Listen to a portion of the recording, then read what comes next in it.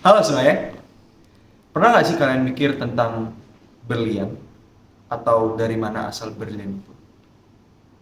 Berlian yang kita tahu bahwa hal ini atau benda ini adalah sebuah aset yang sangat bernilai. Tapi ada loh sisi gelap dari asal usul berlian.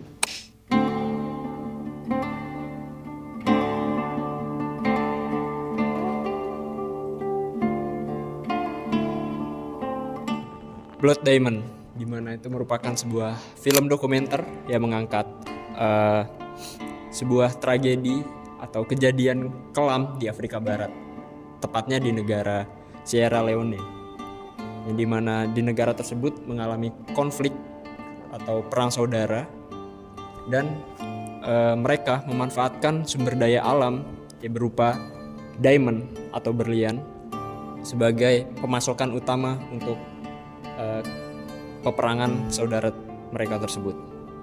Dan dari kejadian tersebut yang mengakibatkan penduduk-penduduk lokal menjadi korban utamanya atau masyarakat sekitar, yang dimana salah satunya itu ada anak-anak dan juga orang dewasa, dimana anak-anak dijadikan sebagai tentara dan juga orang dewasa yang dijadikan sebagai pekerja paksa. Dan kejadian ini merupakan kejadian yang terjadi pada tahun 1990-an.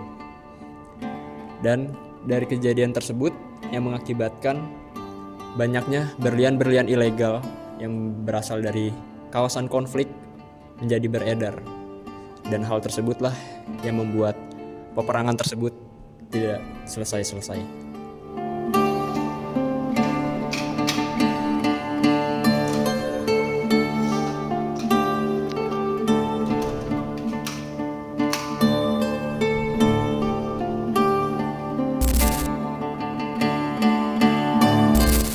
Baik, jadi ini adalah diagram flowchart supply chain sesuai dengan filmnya, dan ada lagi nanti. Dan jadi player awal yang RUF ngancam warga lokal untuk mining diamondnya, di mana nanti diamondnya akan flow balik ke RUF yang akan dijual ke pedagang gelap berlian internasional. Nah, dan nanti pedagang gelapnya beli diamondnya dari yang RUF. Bisa scroll down. Dan sekarang diamondnya sudah ada di sini. Nah, next step adalah untuk menjual diamondnya ke pasar berlian globalnya itu sendiri. Jadi nanti diamondnya akan diangkut ke pasar gelap dan nanti akan dibeli oleh grading lab dengan ada informasi palsu, karena diamondnya kan ilegal. Jadi harus ada informasi palsu untuk cover up. Dan nanti duitnya ke atas lagi. Dan sekarang diamondnya sudah ada di verified grading lab. Dan jadi verified grading lab ini fungsinya buat apa? Untuk nge-grade diamondnya dan mengetahui harga jual dan harga pasarnya. Dan nanti akan ada sertifikat bukti di mana hasil tesnya yang akan dijual juga ke customer. Jadi customer tahu kalau diamondnya autentik dan harganya segini. Dan nanti untuk uangnya flow dari customer ke grading lab.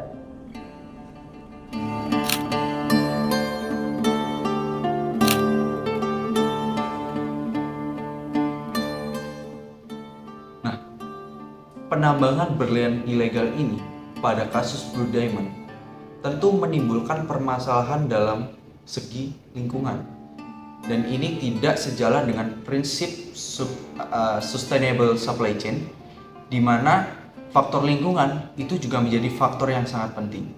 Nah, kenapa? Jadi dalam kasus Blue Diamond ini, penambangan ilegal ini menimbulkan banyak sekali permasalahan dalam lingkungan, terutama deforestasi hutan.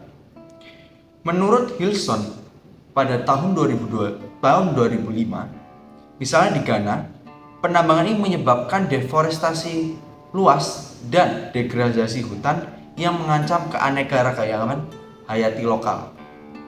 Nah, selain itu, menurut Amalco tahun 2019, wilayah penambangan di Sierra Leone mengalami degradasi lahan parah akibat erosi yang menghambat pemulihan pasca tambang dan berdampak negatif pada pertanian lokal.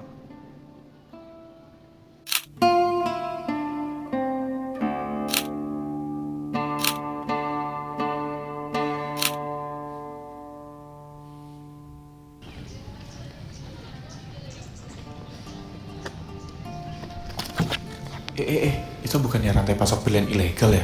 Nyiptain dampak sosial dan ekonomi yang serius gak sih? Mana banyak pekerja termasuk anak-anak. Dipaksa bekerja, dia di tentara. Duh, melanggar HAM banget. Belum lagi konflik bersenjata kayak gitu didanai sama berlian. Memperpanjang penderitaan rakyat lagi. Terus pendapatan negara hilang juga karena berlian diperdagangkan secara ilegal. Mana ketergantungan pada ekspor berlian tuh memicu Dutch disease. Duh, ya emang sih yang kena sektor lain seperti pertanian ngelemah karena nilai tukarnya naik akibat lonjakan ekspor. Ya emang akibatnya gara-gara negara nggak hanya gagal sejahtera tapi juga terperangkap dalam kemiskinan. Duh, kasihan banget deh.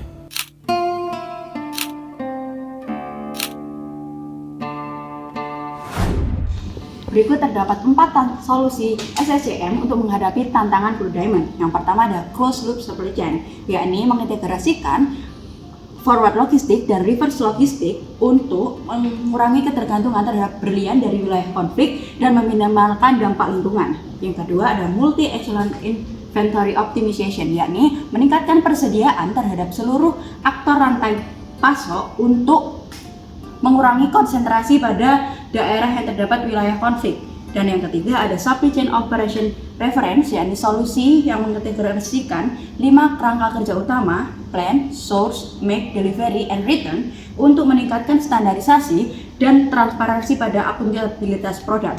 Dan yang keempat ada collaborative planning, forecasting, and replenishment, yakni berkolaborasi pada seluruh aktor rantai pasok untuk mengintegrasikan data persediaan dalam data real time sehingga produk dapat ditelusuri.